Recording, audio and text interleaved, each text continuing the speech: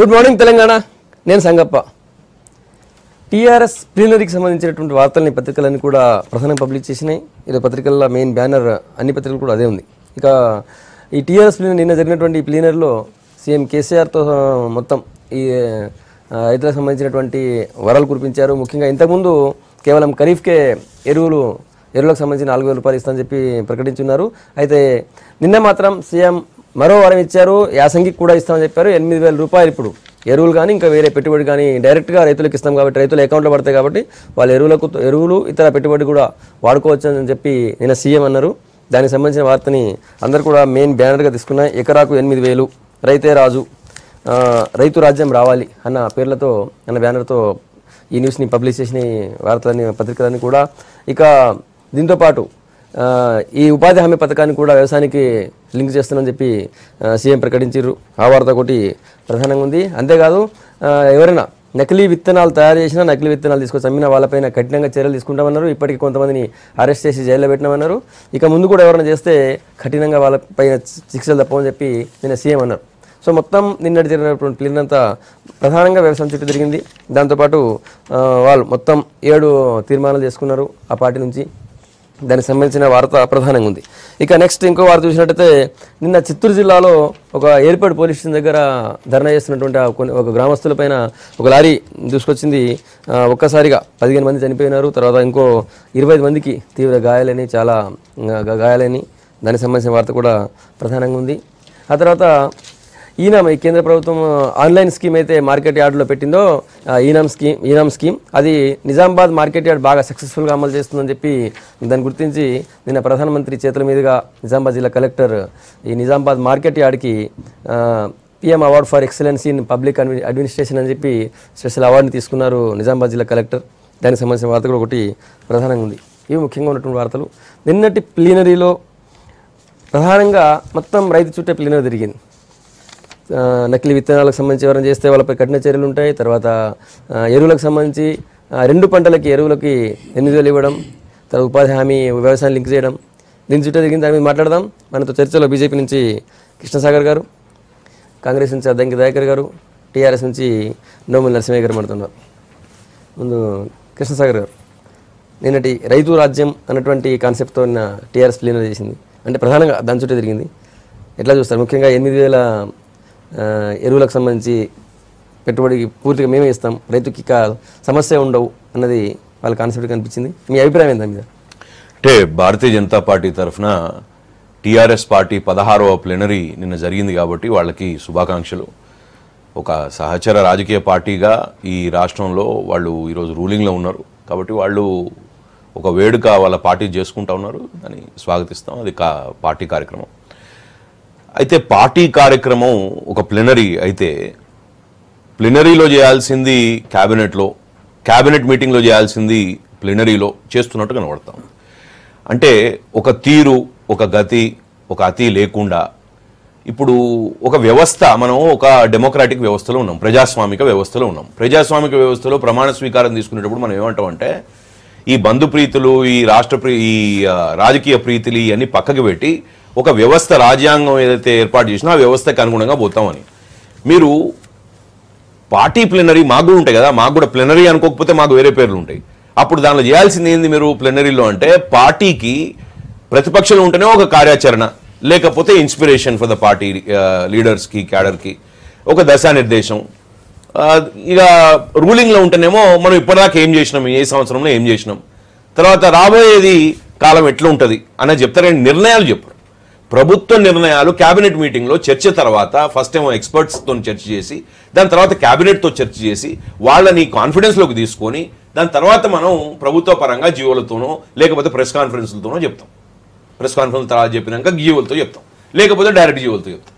కానీ ఇక్కడ జరిగింది ఏంది పరిస్థితి అంటే ప్రభుత్వ తీరెట్లున్నది అంటే ఇది కంప్లీట్గా అన్డెమోక్రాటిక్గా, అప్రజాస్వామికంగా ఆయన చెప్పేది ఏందో అంటే మంత్రులే తప్పట్లు కొడుతున్నారు, మంత్రులకే పరిశాన్, మంత్రులకే తెలియదు. అంటే ఆయన పొద్దున్నేసి ఏం చెప్తారో వాళ్ళ మంత్రులకు తెలియదు, మంత్రిత్వ శాఖకు తెలియదు. ఆ పరిస్థితుల్లో నడుస్తాం. సో ప్లీనరీలో మాట్లాడాల్సింది ఆయన క్యాబినెట్లో మాట్లాడి క్యాబినెట్ మీటింగ్ తర్వాత, ఎందుకంటే 2 క్యాబినెట్ మీటింగ్లు అయినాయి మొన్న 12% రిజర్వేషన్ల తర్వాత ముందు. అప్పుడు ఎక్కడ కూడా దీని గురించి చర్చ రాలే. నేను ఆయన ప్రెస్ కాన్ఫరెన్స్ పెట్టి కూడా మేము ఈ నిర్ణయం తీసుకున్నామని చెప్పలే. ఎక్కడైతే రాష్ట్ర ఇప్పుడు ట్రెజరీ ఉంటుందో ఆ ట్రెజరీకి ఇంప్లికేషన్స్ చేసే డెసిషన్స్ ఏవైతే ఉంటాయో అది రాజ్యాంగబద్ధంగా క్యాబినెట్లో చర్చించి క్యాబినెట్లో డెసిషన్ తీసుకోవాలి. అది తీసుకునే పరిస్థితి లేదు. సరే, రైతులకి 4,000 కాదు 10,000 ఇచ్చినా కూడా తక్కువే. రైతులకి 4,000 కాదు 10,000 ఇచ్చినా కూడా తక్కువనే. 8,000 ఇస్తున్నాం. 20,000 ఇచ్చినా 2 పంటలకు కలిపి తక్కువనే. ఎందుకంటే సహాయం చేస్తున్నాం అని చెప్పండి, మేము స్వాగతిస్తాం. మేము అదే అంటున్నాం, ఒక 4,000 కాదు ఒక పంటకి 10,000 ఇవ్వండి, స్వాగతిస్తాం. భారతీయ జనతా పార్టీ స్వాగతిస్తుంది. కానీ అదే పెట్టుబడి అంటే ఏందన్నట్టు, అంటే ఇప్పుడు అంటే లెక్కలు తెలియాలంట, మీకు తెలియాలంట, మాకు తెలియాలంట. ఇప్పుడు గవర్నమెంట్ పెట్టుబడి పెడుతుంది, కేసీఆర్ గారి వ్యాఖ్యలో చెప్తా ఉన్నాడు. ప్రభుత్వం పెట్టుబడి పెడితే కాళ్ళ మీద కాళ్ళు వేసుకొని రైతు పంట పండించుకోవాలంట. అంటే ఇప్పుడు ఎవరిని ఇక్కడ మోసం చేయడానికి ప్రయత్నిస్తా ఉన్నాం మనం? ఒకటేమో ఈ సంవత్సరం కాదు, ఇప్పుడు ఇప్పుడు దగ్గర 1.5 ఎకరాలలో సాగు జరుగుతూ ఉంటే ఈ రాష్ట్రంలో 1.5 ఎకరాలు ఇంటూ 8,000 వేసుకున్నా కూడా ఈ దగ్గర మీకు ఒక పంటకి 6,000 కోట్లు వేసుకున్నా కూడా 12,000 కోట్లు సంవత్సరానికి కావాలి. 12,000 కోట్లు ఈ సంవత్సరం పెట్టడానికి ఏమి కష్టమైంది ఆయనకి? రైతులు కష్టపడతా ఉన్నారు. ఇప్పుడు మన పంటలు తీసుకోండి, మొన్న దగ్గర అక్టోబర్ నుంచి పంటలు వస్తూ ఉంటే అటు వరి, మొక్కజొన్న, పత్తి, మిర్చి, మొన్న వచ్చిన మిర్చి ఈసారి నుంచి అమలు చేయాలంటారు. నేను ఏమంటున్నా అంటే భారతీయ జనతా పార్టీ కోరుతున్నది ఏంటంటే, మీకు చిత్తశుద్ధి లేకుండా నిన్న మీ ప్లెనరీని ఒక ఎన్నికల సభగా మార్చి ఎన్నికల తంతు చేసినారు తప్పించి ఎక్కడ కూడా మీ దానిలో చిత్తశుద్ధి లేదు ఎందుకని చెప్తా. ఒకటే సెకండ్. నేనేమంటున్నా అంటే మీకు ఇప్పుడు 6 పంటల మీద డిపెండ్ అయ్యే తెలంగాణ. 6 పంటలు బాగా కదా, 6 పంటలు ఎక్కడ మద్దతు ధర తప్పించి, ఒక వరికి మద్దతు ధర తప్పించి, మిగతా అక్కడక్కడ పత్తికి తప్పించి మిగతా ఎక్కడొచ్చిందని మీరు వేసుకోమని చెప్పిన కందికే సగం పంట మద్దతు ధర రాకపోయా, మిర్చిలో మీ ఇంటర్వెన్షన్ లేకపోయా, మీ మార్కెట్ యార్డ్లను ఇప్పటిదాకా మోడర్నైజ్ చేయకపోతే, ఈ మార్కెట్కి అనుసంధానం చేయకపోతే. నేను ఏమంటున్నా అంటే 3 సంవత్సరాలు రైతుని మర్చిపోయి, 3 సంవత్సరాలు వ్యవసాయాన్ని మర్చిపోయి, 3 సంవత్సరాల్లో వేల రైతుల ఆత్మహత్యలకు కారణమయ్యి ఈ రోజు ఎన్నికలు ముందస్తుగా ప్లాన్ చేసుకుంటా ప్రభుత్వ పైసలతోనే ప్లాన్ చేస్తున్నారు. అంతే కదా, వాళ్ళే చెప్తున్నారు కదా, కేటీఆర్ గారు చెప్పారు, మేము చెప్పలే, మీరు చేస్తున్నారని చెప్పిన అది వారు చెప్పినారు. కానీ వారి భాష మాత్రం చెప్పిస్తా ఉన్నారు. నేనేమంటున్నా, ప్రభుత్వ ఖజానాల నుంచి పైసలు తీసుకొని ఎలక్షనీరింగ్ చేయాలనే ఒక ఉద్దేశంతో ఈ రోజు కేసీఆర్ గారు ముందుకు పోతా ఉన్నారు. అది పార్టీ కార్యక్రమంగా ప్రభుత్వ నిర్ణయాలని పార్టీ వేదికల మీద వారు చెప్తా ఉన్నారు. అంటే నేను కూడా చెప్తున్నా, తెలంగాణని ఆగం చేసే పరిస్థితి, ప్రభుత్వాలు ఎక్కడ రాష్ట్ర ప్రభుత్వాలు ఈ దేశంలో నడవని పరిస్థితిలో ఈ రోజు తెలంగాణ ప్రభుత్వం నడుస్తాం. దయాకర్ గారు ఒపీనియన్ కాదు, యాక్చువల్ 4,000 ఎరువుల మద్దతు ఏమంటానికి పెట్టుబడికి సాయం చేస్తామన్నప్పుడు కాంగ్రెస్ పార్టీ మాదే అన్నది. సరే, ఇప్పుడు మళ్ళీ 8,000 ప్రకటించండి. ముందుగానైతే 16 వసంతాలు పూర్తి చేసుకున్నందుకు వారికి శుభాకాంక్షలు. మనం పేపర్ హెడ్డింగ్స్ చూస్తే ఒకటేమో రైతు రాజ్యం రావాలి, రెండవది దేశానికే దారి చూపుదాం, ఇట్లా కొన్ని కనపడుతున్నాయి టైటిల్స్ అన్నీ కూడా. ఫస్ట్ ఆఫ్ ఆల్ ఏంటంటే, టీఆర్ఎస్ తన పందా మార్చుకున్న తర్వాత, అంటే ఏంటి, ఫక్తు రాజకీయ పార్టీగా మారిన తర్వాత, ఇప్పుడు జరుగుతున్న మొదటి కాదు రెండవ ప్లీనం అయినప్పుడు కూడా చాలా ఇంపార్టెంట్ ప్లీనం, రెండవసారి ఎలక్షన్స్కు పోతున్న ముందు జరిగిన ప్లీనంగా మనం దీన్ని చూడాల్సిన అవసరం ఉంటుంది. ఎందుకు అంటే పూర్తిగా ఎజెండా అంతా కూడా దీంట్లో వచ్చినాయి, చాలా అంశాల్లో, గురుకులాలకు సంబంధించి, వాటికి సంబంధించి, అన్నిటికి సంబంధించి. ఇది వచ్చే సంవత్సరం నుంచి రైతుకు సంబంధించి 8,000 రూపాయలు అయినప్పటికి కూడా ఈ సంవత్సరానికి కనుక ఎంఎస్పీ కొరకు ఒక 2,000 కోట్లు ప్రొక్యూర్ చేసి ఉంటే చాలా బాగుండేది. సరే, వాళ్ళకి ఎవరు చెప్పేటోళ్ళు లేకనో లేకపోతే దాన్ని పట్టించుకోవద్దనో, కానీ ఈరోజు మినిమం సపోర్ట్ ప్రైస్ ఎంతకు వచ్చింది? 1,500 రూపాయలకు మిర్చి మార్కెట్లో తలగబెడుతున్న పరిస్థితి. మీ వంటలో ఒక ప్లేట్ కాస్ట్ 2,000 రూపీస్. మీరు వండుకున్న తునకల పండుగలో రైతుకు 6 కాలం కష్టపడితే ఒక క్వింటాకు 1,500 రూపాయలు. ఈరోజు 12,500కే ఈరోజు ఏంటారు మిగతా ఏమంటారు వాళ్ళని కమిషన్ ఏజెంట్లు కొంటున్న పరిస్థితి ఉన్నది. ఏది వరికి 15,000 మీరు ఎంఎస్పీ ఇస్తే మనం కొనలేని పరిస్థితుల్లో పంట ఉత్పత్తి అయింది. మీరంటున్నట్టే మిషన్ భగీరథనో, మిషన్ కాకతీయనో, ఇంకోటి అదేంది ఇరిగేషన్ ప్రాజెక్టుల మీద పెట్టిన ఇన్వెస్ట్మెంట్ అంతా రైతుకు ప్రొక్యూర్ అవుతున్నప్పుడు ప్రకృతితోనూ ఈ పంటనే కొనలేని స్థితిలో రాష్ట్రం ఉన్నప్పుడు రైతు ఇక ఎక్కడ మీరు రేపు 8,000 రూపాయలు ఇస్తారు. మేము 4,000 అన్నందుకు మీరు 8,000 2 పంటలకి అన్నా, ఇంతకుముందు మిత్రుడు అన్నట్టు 20,000 ఇచ్చినా నష్టం లేదు. ఇది రాష్ట్ర ప్రొడక్టివిటీ ఎవరిది? రైతు పండించేంత వరకే తనది. పండించిన తర్వాత రాష్ట్ర సంపద, తర్వాత దేశ సంపదగా మారుతున్న పరిస్థితుల్లో మనం ఇప్పుడు ఈ సంవత్సరంకు సంబంధించి ఎందుకు ఎంఎస్పీలను లేకపోతే మధ్య దళారులను నివారించలేని స్థితి వచ్చింది 3 సంవత్సరాల తర్వాత? ఇలాంటి పరిస్థితిని మనం ఎంత దీనస్థితి అంటే రైతులకు సంబంధించి అంటే ఇన్వెస్ట్మెంట్స్ ఏమో 15-20 వేలు అవుతున్నాయి మిర్చికి, వచ్చేదేమో 1500 నుంచి 2000 క్వింటాలు వస్తే 5 నుంచి 10,000 రూపాయలు వస్తే 10,000 రూపాయల లాస్తో పోతే మీరు 8,000 10,000 ఇస్తే మిర్చికి 60-70 వేలు అవుతుంది ఎకరానికి. ఇప్పుడు ఇది ఎవరు నిన్న చాలా కేటగిరికల్ గా మిర్చి పండించేది గిరిజన రైతులు పూర్తిగా. ఎక్కడి నుంచి ఎనుమాముల నుంచి మొదలు పెడితే ఖమ్మం, భద్రాచలం నుంచి నా కాన్స్టిట్యున్సీని వర్ధనపేట నుంచి మొదలు పెడితే ఎందుకు ఈ రైతులు చిన్న సన్నకారు రైతులు వీటి మీద దృష్టి పెట్టుంటే మరింత బాగుండేది. డెఫినెట్గా దేశానికి ఆదర్శం కావాలంటే మీరు ఆత్మపరిశీలన చేసుకోండి. 5 పార్టీల ఎమ్మెల్యేలను ఒకటేసారి తీసుకున్నట్టుగా ఇట్లా వలసలను ప్రోత్సహిస్తారా? లేదు 80% మంది ప్రజాప్రతినిధులు ఇతర పార్టీల నుంచి చేర్చుకోవడం ఏ రాజనీతితో ఆత్మపరిశీలన చేసుకోండి. కానీ ఒకటి మాత్రం వాస్తవం ఏంటంటే ఈ సందర్భంగా రైతులున్న కష్టాల్లో మనం చేసుకున్న పండుగ రైతులకు మాత్రం భరోసానిచ్చినట్టుగా కాకుండా వెకిలిగా ఉన్నట్టుగా కనిపించింది. మీరు పండుగలు వాళ్ళకేమో దండ పండుగ వ్యవసాయాన్ని పండుగ చేసుకుందామని చిన్న ప్రశ్న నోముల్ గారు, ఒక్కటి ప్రశ్న నేనేమంటున్నా అంటే పెద్దలు నోముల్ గారు కూడా రైతు కాబట్టి వారు ఏం చెప్పాలంటే మరి 5% మీరు సహాయ సహకారాలు ఇస్తాం, అది కూడా ఈ సంవత్సరం కాదు వచ్చే సంవత్సరం అని చెప్పి 2 పంటలు పోంగా మళ్ళా చెప్పి ఇదే పెట్టుబడి అనడం అది మోసపూరితమా కాదా చెప్పాల్సిన అవసరం ఉంది. ఎందుకంటే 5% ఎట్లాగే చెప్పాడు కృష్ణ సార్. ఒకటి నేను నిన్న ప్లీనరీ నిజంగా కూడా దేశంలో ఏ రాజకీయ పార్టీకి లేనంత 75,000 సభ్యత్వం పూర్తి చేసుకొని ఒక గొప్ప ప్లీనరీని చేసుకున్నందుకు అభినందించినందుకు సోదరులను అంతవరకు అయితే ఆ ఒక్క వర్డ్ వరకు అయితే అభినందించాల్సింది. 75 లక్షల సభ్యత్వం, 75 లక్షల మెంబర్స్ దేశంలోనే అగ్రగామి ఉన్నటువంటిది. మేము ఇప్పుడు ఒకటి నేను చెప్పదలుచుకుంది ఏంటంటే రైతే రాజు అని అంటే మాటలు చెప్పొచ్చు, నోటితో మాట్లాడి నొసటితో బాగా ఎక్కిరియవచ్చు. నేనేమంటున్నా, ఒక ఉదాహరణ, మధ్య దళారీ దోపిడీ ఉండకూడదనే కదా కర్షక పరిషత్ ఏర్పాటైంది. అది బతికిందా? అది ఉందా? గ్రామ స్థాయి నుంచి రాష్ట్ర స్థాయి దాకా వేసి చేయాలనుకుంటే, కానీ కేసీఆర్ గారు ఒక గొప్ప నిర్ణయం తీసుకున్నారు. రైతుకు రైతే శత్రువు అవుతున్నాడు. ఒక పంట వేస్తే అది బాగా పండిందని అందరూ వేస్తున్నారు. దాంతో అట్లా కాకుండా గ్రామ స్థాయి నుంచి రాష్ట్ర స్థాయి దాకా సంఘాలు ఏర్పాటు చేయాలని చెప్పి వాటిని ప్రభుత్వము అన్ని రకాలుగా వాటికి అన్ని రకాల జవసత్వాలు ఇచ్చి నడపాలని చెప్పేసి ఒక ఆలోచన. రెండోది, మేము ఎకరానికి 4,000 ఇస్తామంటే నా సోదరుడు ఏమంటాడంటే కృష్ణసాగర్ 10 ఇచ్చినా మంచిది అంటుండు. చాలా సంతోషం, దానికాడ కాదనే లేదు. ఎందుకు అంటున్నాడు ఈరోజు కేసీఆర్ గారు ఎకరానికి ఈ పెట్టుబడి ఇస్తానని? మీరు రుణమాఫీనే చేయలేరు అని చెప్పేసి అన్నారు. ఈరోజు రుణమాఫీ దాదాపుగా మొత్తం ఉండు మిత్రమా, మీరు నేను మాట్లాడినాక నా సోదరులు ప్రపంచ జ్ఞానులు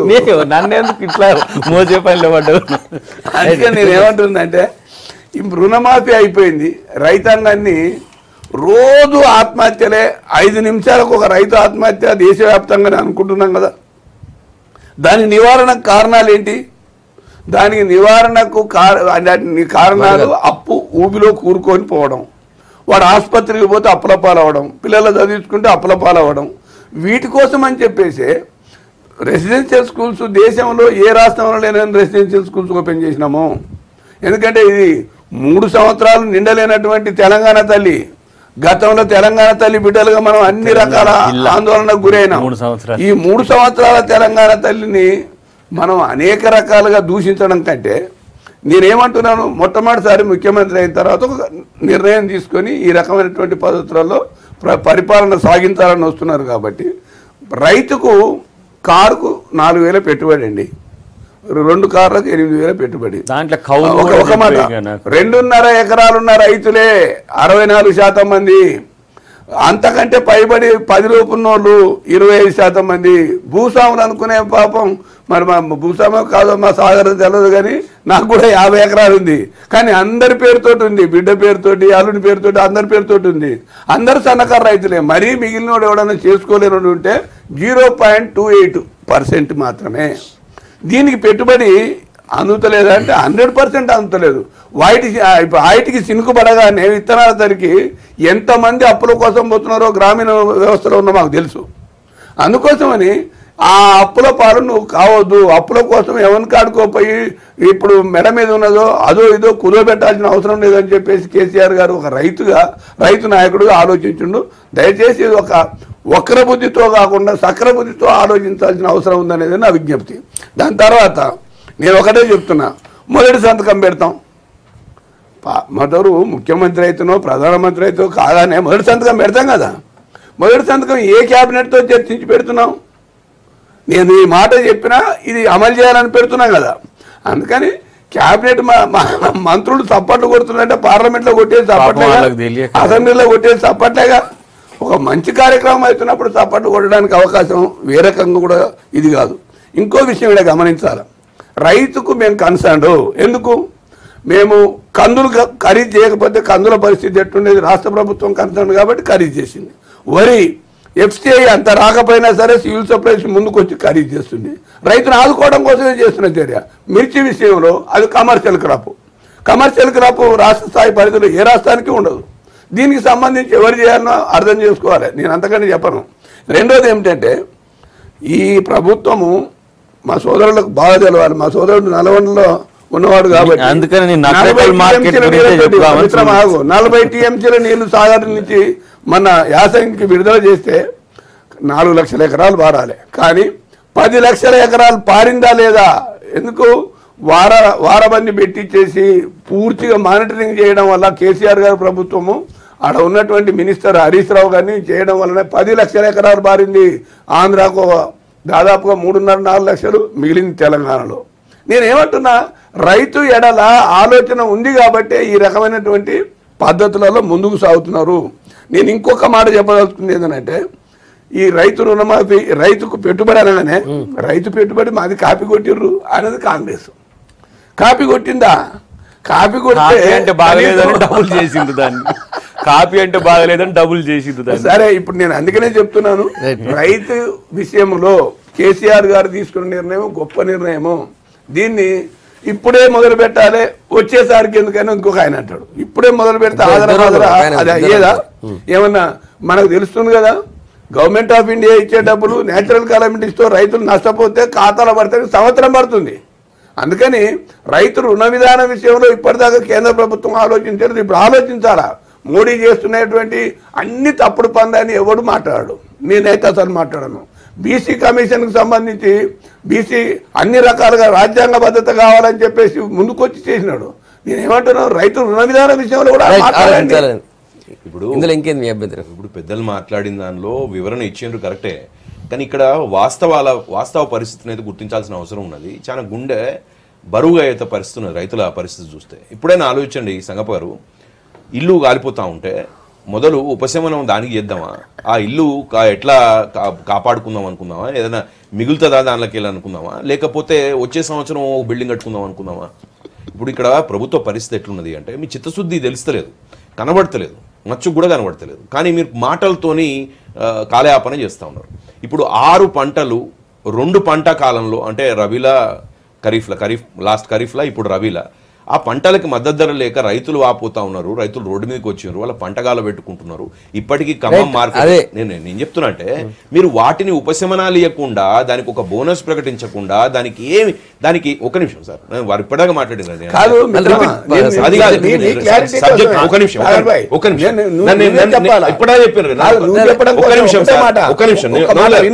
నేను మాట్లాడాను. అయితే ఇక్కడ ఓకే, మీరు వేరే విషయం అంటారు కదా, ఇదే విషయం ఉన్నది. వేరే విషయం ఏంటంటే ఒక నిమిషం పండగలాగా, అంటే ఇప్పుడు పదాల్ని ఎక్కడైతే అసెంబ్లీలో హుందాగా అంటే మైకులు కట్ చేసుడు, ఇక్కడేమో పండగలాగా, ప్రతిదీ పండగలాగా. అంటే పండగలాగా పండగలు చేసుకోవాలి, వ్యవసాయం తెలియ చేసుకోవాలి. ఇప్పుడు హ్యాపీగా పండగ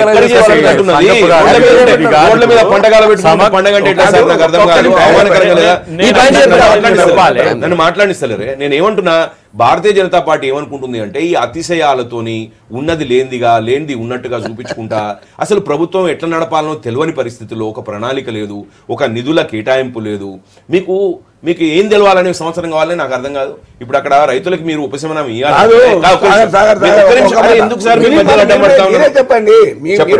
మీరు మాట్లాడటానికి నేను చెప్పేది ఏంటంటే, మీరు దేశంలో ఏ రాష్ట్ర ప్రభుత్వం లేకుండా బరిబత్తలో లేరు, మీకు రాష్ట్ర ప్రభుత్వాలు ఉన్నాయి. నేను ఒక్కటే అడుగుతున్నా, మిర్చి కమర్షియల్ క్రాప్ అవునా కాదా? ఈ కమర్షియల్ క్రాప్ ను గవర్నమెంట్ ఆఫ్ ఇండియానా కాదా? పోనీ రైతులు ఉన్న విధానం రైతే కదా. మీరు పెద్ద మనిషి, మిర్చి కేంద్ర ప్రభుత్వం మద్దతు ధర లిస్ట్ లో లేదు 25 పంటలల్లా, ఇది కాదు, దాని ఆన్సర్ కాదు. అయితే నేను కూడా చెప్తా ఉన్నాను, ఇప్పుడు ఇంత పరిస్థితి, ఇంత దయనీయమైన పరిస్థితి, ఇంత ఎమర్జెన్సీ ఇక్కడ ఈ రోజు అగ్రికల్చరల్ ఎమర్జెన్సీ ఉంటే, రైతులకు ఎమర్జెన్సీ ఉంటే మీరు పండగలు చేసుకునే గురించి మాట్లాడుతున్నారు. అసలు బేసిక్ బట్టలు ఇస్తలేరు వాళ్ళకి, బేసిక్ వాళ్ళకి మద్దతు ధర ఇస్తలేరు, బోనస్ ఇస్తలేరు. నేను ఒక్క నిమిషం మాట్లాడుతాను. అరే నన్ను మాట్లాడిస్తలేరు ఎందుకు? మధ్యలో వారు మాట్లాడతారు.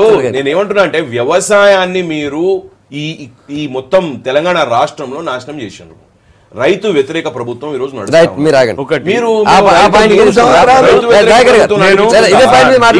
నేను ఒకటే స్టేట్మెంట్ ఏంటండి, మీరు అప్పులు అయితే మాఫీ చేసినట్టుగా 3 సంవత్సరాలకు 17,000కి 3 సంవత్సరాలు పట్టింది అప్పులు మాఫీ చేయడానికి. మరి మీ దగ్గర ఏ ఇన్ఫర్మేషన్ లేకుండా రైతులది అప్పుడు ఎట్లా మాఫీ చేసినారు? ఇన్ఫర్మేషన్ ఉన్నది, మరి అదే ఇన్ఫర్మేషన్ తోనే అదే పైప్ లైన్ లా మీరు 4,000 వేయండి ఇప్పుడు ఇమీడియట్ గా ఏమైనా డిమాండ్ చేస్తాం. రైతులు కష్టాల్లో ఉన్నారు, ఆ 4,000 రూపాయలు అయితే ఇస్తా ఉన్నారో అవి ఇప్పుడు దయాకర్ గారు, రైతుకు పెట్టుబడి ఇచ్చి ఆయనకు నకిలీ విత్తనాలు రాకుండా అడ్డుకుని నకిలీ విత్తనాలు ఇచ్చే వాళ్ళపైన కూడా చర్య తీసుకుంటా ఉన్నారు. పైగా వాళ్ళ కూలీలు కూడా ఇప్పుడు వాళ్ళకి లింక్ చేయడం ద్వారా కూలీలు కూడా వస్తున్నారు. సో రైతుకి ఇంకా ఇంతకంటే ఏముంటుంది, నిజంగానే పండగనే కదా అని చెప్పి టీఆర్ఎస్ అంటుంది. ఎస్, డెఫినెట్గా మీరు ఆలోచించే ఆలోచన ఎవరు తప్పు పట్టట్లే, కానీ అది అప్పటి నుంచి ఎందుకు ఇప్పటి నుంచి అనేది ఒకటి టైం తక్కువ ఉంది కాబట్టి ఫాస్ట్గా చెప్పేస్తా. ఈరోజు బతికున్న నాడు గంటెడు పాలు పోయేనోడు సచ్చినాక పాడికాడ బర్రెని కట్టేస్తా అంటే ఎవరు నమ్మరు. ఇలా జనము దాదాపు 1,200 నుంచి 1,300 మంది రైతులు చచ్చిపోతే జీవో నెంబర్ 421 ప్రకారం ఆత్మహత్యగా రిజిస్టర్ చేసి వాళ్ళకి కంపెన్సేషన్ ఇవ్వమంటేనే కనీసం పట్టించుకోలేని స్థితి. అంటే మీకు ముందస్తు ఎన్నికలు 2018 వచ్చినా 19 వచ్చినా అడ్వాంటేజ్ కొరకు ఇప్పుడు అది వచ్చే సంవత్సరం నుంచి పెట్టే ప్రయత్నం చేస్తున్నారు. నేను అంటున్నా, ఈరోజు 4 విడతలుగా మీరు చేసిన రుణమాఫీ ఏదైతే ఉందో అది కిందికి పాస్ ఆన్ కాలేదు, వడ్డీ రుణమాఫీ అయింది. కాబట్టి ఇమ్మీడియట్గా మీరు చేయాల్సింది ఏంటంటే, వచ్చే పంట నుంచే కనుక మీరు ఇస్తే ఇంకా మరింత మేలు జరిగే అవకాశం ఉంది. దాన్ని ఆలోచిస్తారని నేను అనుకుంటున్నాను. మాది 4,000 కాపీ కొట్టిందంటే 8,000 చేసినట్టుగానే 2018 నుంచి అమలు అని మేము మాది సమగ్ర రైతు ఎజెండా మీద, వ్యవసాయ సంక్షోభం మీద పెద్ద చర్చ జరుగుతుంది దేశవ్యాప్తంగా. మీ పార్టీలో అంత లూజ్ ఎందుకుంది? మీ పార్టీలో వాళ్ళ దీంట్లో ఎవరో కోవట్లను ఏర్పాటు చేసుకున్నారు, అంత స్లీపర్ సెల్సే కదా. మామూలుగా టీఆర్ఎస్ ఆపరేషన్ ఎజెండానే ఎక్కడైనా సరే లీక్ వీళ్ళని పట్టుకోవడం, వాళ్ళతో రాజకీయం పెద్ద వ్యవస్థ కదా. టీఆర్ఎస్ లెక్క ఏదో చిన్న 10 అంటే 30 రెండోది అది కాదు. ఈరోజు వారిని శాలిగౌరారం మార్కెట్లో పోటెత్తుతున్న మిర్చి కానీ లేకపోతే వడ్లకు కానీ, వారి నకరేకల్లో పోటెత్తుతున్న మార్కెట్ యార్డ్లకు కానీ, లేకపోతే సూర్యాపేటలో రికార్డు స్థాయిలో 116,000 బస్తాలు ఒక రోజు వస్తుంటే రాష్ట్ర ప్రభుత్వం అడిగింది, కేంద్రం కూడా స్పందించింది. పరిష్కారం కాదు సంగప్ప గారు. నేను అంటున్నా, 2,000 కోట్ల రూపాయలు మనం ఎంఎస్పీకి పెట్టాలి. అది ఒక పరిధిలో లేనటువంటి. నేనేమంటున్నా అంటే, మనం పంట కొందాం, మనం పంట కొని ప్రొక్యూర్ చేద్దాం, అవసరమైనప్పుడు మనమే అమ్ముకుందాం వేరే రాష్ట్రాలకు. దయాకర్ భాయ్, మా దయాకర్ చెప్తున్నాడు, నిజంగా కూడా రైతు ఇప్పుడు చచ్చిపోతున్నాడు, రేపా నువ్వు ఇచ్చేది చచ్చిపోయినా కానీ మాట అంటున్నాడు. ఒక్క మాట చెప్పాలి దీని మీద, తప్పదు. ఎందుకంటే 3.5 సంవత్సరాలనే రైతు అప్పులపాలై చచ్చిపోతున్నాని ఏ రైతు ఒప్పుకున్నా ఖచ్చితంగా మేము క్షమాపణ పెడతాం రైతుల్ని. దీనికి కారణాలు ఏంటి అనేది అందరికీ తెలుసు. వీడియో చూపిస్తా మీకు, పెద్దపల్లి జిల్లాది ఒక్క వీడియో చూపిస్తే తెలుస్తుంది. కేసీఆర్ బూతులు ప్రుడెంట్ మ్యాన్ కదా, విను. మెదకంతా తిరిగి ఉప ఎన్నిక ఓడిపోతే ఆ నుంచి ఇటు దాకా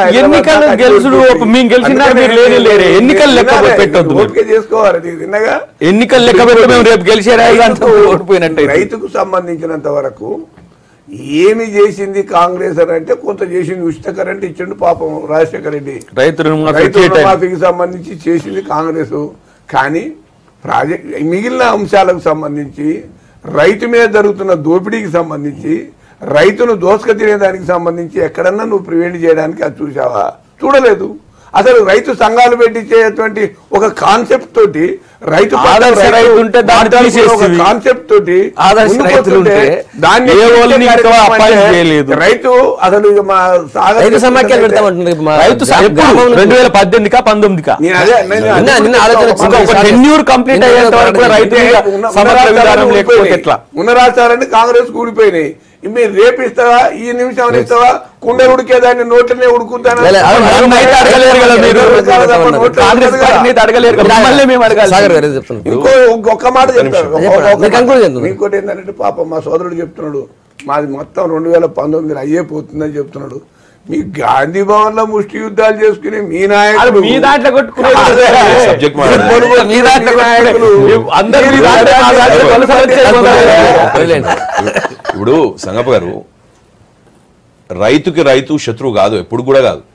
రైతుకి ఇట్లాంటి రాజకీయ పార్టీలు శత్రువులు అవుతాయి, ఇట్లాంటి ప్రభుత్వాలు శత్రువులు అవుతాయి. ఎందుకంటే ఇప్పుడు మీరు కష్టాలు తీరుస్తా సమాఖ్యల అంటున్నారు. గురించి అంటున్నారు కదా, మాట్లాడుతున్నారు కదా. ఇప్పుడు అది తీర్చలే కదా, 3 సంవత్సరాలు ఎందుకు తీర్చలే మరి?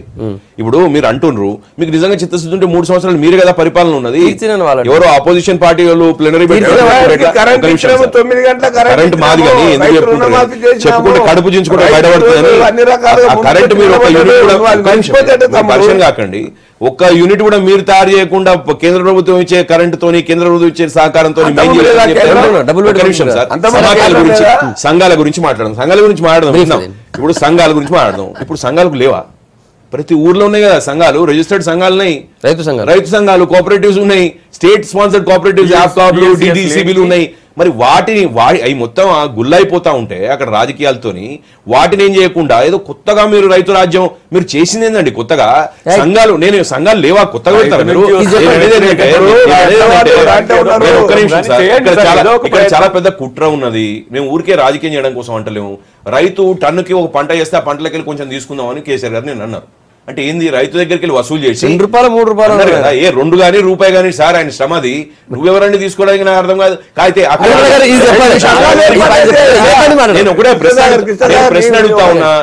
ఏంటంటే ఒక నిమిషం, ఈ కుట్ర ఏంటంటే రైతులకి వెళ్ళి తీసుకొని రైతులకు ఇస్తారా మీరు? రైతులకి వెళ్ళి తీసుకొని రైతు పంటలకి వెళ్ళి పైసలు తీసుకొని ఇస్తారు.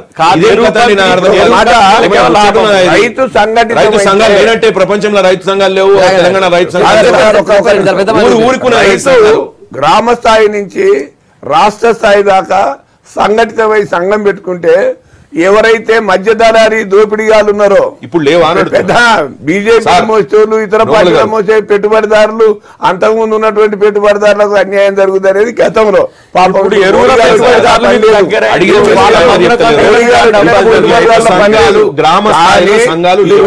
గ్రామ సంఘాలు తీసుకునేది ఈ రోజు కోఆపరేటివ్ బ్యాంక్, బ్యాంకింగ్ మనకు తెలవకుండా వాళ్ళందరూ కూడా రైతులే. వాళ్ళందరినీ కూడా గ్రామ స్థాయి రైతు సంఘాలు లేవా? ఒకటి మండలాల్లో రైతు సంఘాలు పట్టెను రాసి లిస్టు రాసి రాసుకున్నారు.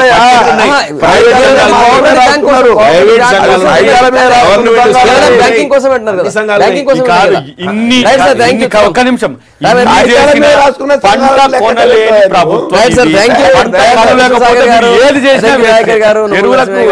Good morning Telangana. మీ అభిప్రాయాలు చెప్పినందుకు మళ్ళీ సోమవారం ఇదే టైంకి కలుద్దాం. Stay tune.